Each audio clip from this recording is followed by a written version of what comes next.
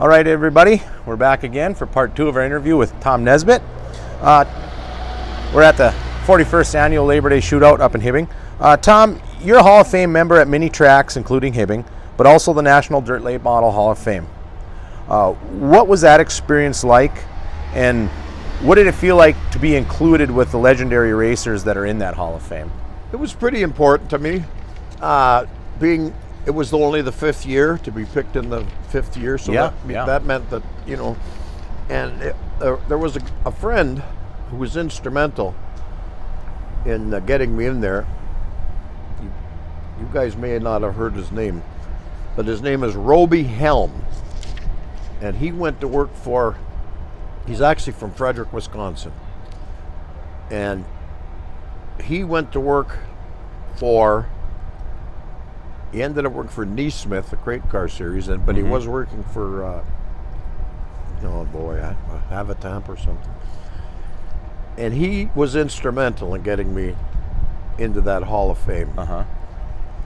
And the funny part about that is how we became friends. He was he was about 9 or 10 years old. And I used to park in Cedar Lake, not by the tree, but up closer to the fence. And him and his buddy would come right where we're pitted in front of my pickup truck, and he'd wave at me, and we'd go lift the fence and crawl him under the fence, sneak him in. So we became friends. He was just a kid then. Anyway, he was instrumental in getting me into that Hall of Fame. Did all the legwork and paperwork, and there was another guy, Kenny Kelly, friend from Thunder Bay. He knew that James Say or whatever just through talking and making friends, and he had a little bit to do with it because they interviewed me a couple of times at Dave's shop, and through Kenny Kelly I don't know how they telephone interviewed or something. Okay. But that was pretty nice. Do you remember who else was inducted into that Hall of Fame that year with you? Do you remember anybody else? Earl Baltus?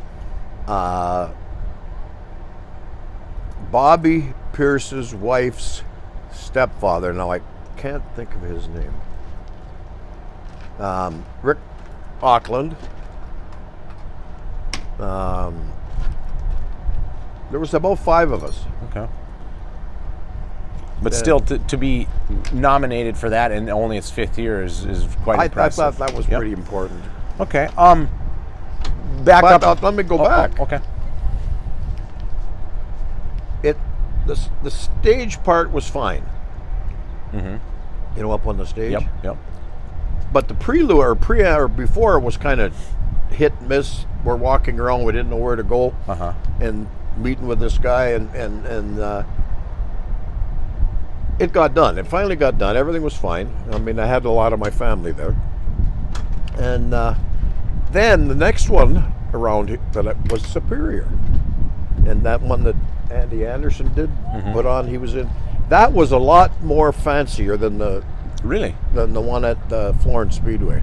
No kidding. And they treated you, a meal, convertible, meat. It was actually a little more fancier. There they are, right there. Oh, okay. We got a shirt here. Rick Auckland, Tom Nesbitt, Doug Kennemer, Billy Teagarden, Charles Hughes. Billy Teagarden, that's and Bob Lynn Pierce's Giesler. wife's stepfather. Okay. There you go. But so they could have done a little bit more elaborate for the national one, you feel? And they did. They had the building there, but now what happened was they actually had to bring a door panel and an old helmet or some memorabilia, and you get your own little area, which is fair. Yeah.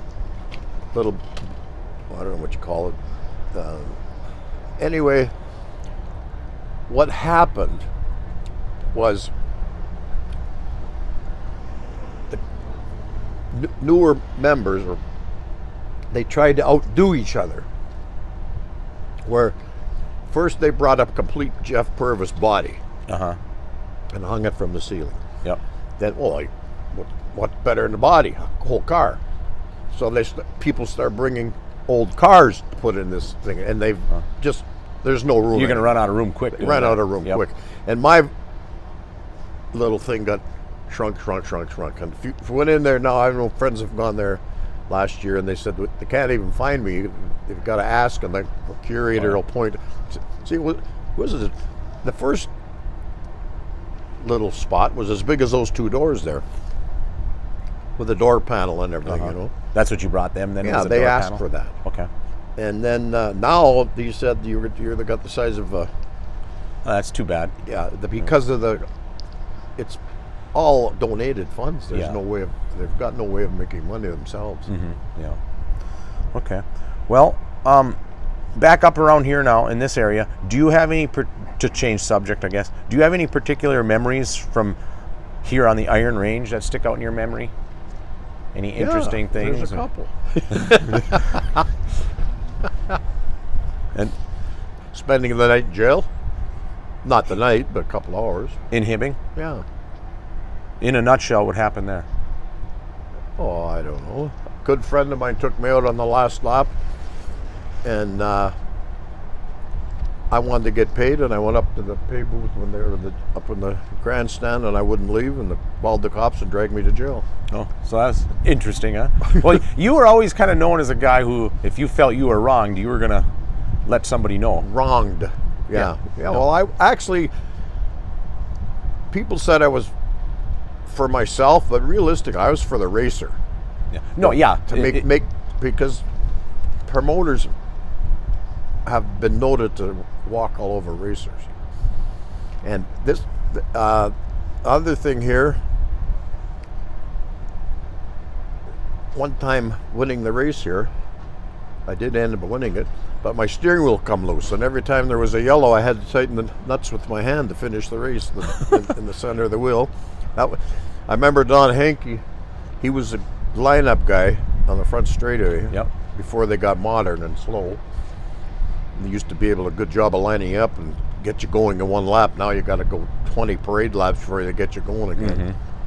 Anyway, I think Don Hankey did a better job Yes. on foot than all this modern technology Yes. does. Yes, and I remember having to start after every restart, having to tighten them nuts finger tight, and That would make for some sore fingers. yeah, and the one other time, I got taken out in the turn one going in, and they didn't stop the race right on the start of the race and let me sit there right in the infield, right on the edge of the track. So I got going and then just drove around the infield on the dust and made a big dust storm. I vaguely remember that. And then finally I come in, I figured, oh, we're done, and I threw my helmet in on the dash of my old bus and cracked the windshield. Oh, that was mad. That made me madder. And I'm getting ready to load up, and one of the officials come over, I think it was Billy, and said that I was in the B feature. I said, what? I can run? So I don't remember if I made the feature or not, but it was one of the memorable nights here. Yeah, you've definitely had some memorable nights around here. What is your favorite era of dirt track racing? Era? Yeah. Oh, it's got to be 80s to 90s. The Camaro style, more of the factory-looking Camaro style, like Not really. cars, That was when the Howe cars were factory-looking Camaro style, and then we went with, like in 1985, I think I went with Rayburn's, and that was more of the wedge style. That was fun when we had the spoilers and the yeah. you know. The cars are pretty radical looking. Well, they got too radical looking is what happened. If they'd have put a limit on our spoilers, then it was lots of fun. Okay.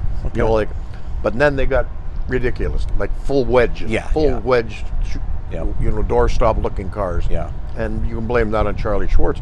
You can actually blame the bodies we got now on Charlie Schwartz, because he got so radical that they said, okay, we got to stop this. They had to really buckle down. And they went back to the similar bodies that were running to the old NDRA bodies, which were back. They took the big spoilers, went down to 8-inch spoiler, and they had that, the noses had to appear like a nose. But they were still pretty extreme, but they still had to have features, to look like a car, not just a piece of plywood up there. Okay. All right. Well, that concludes part 2 of our interview with Tom Nesbitt. Please stay tuned for part 3.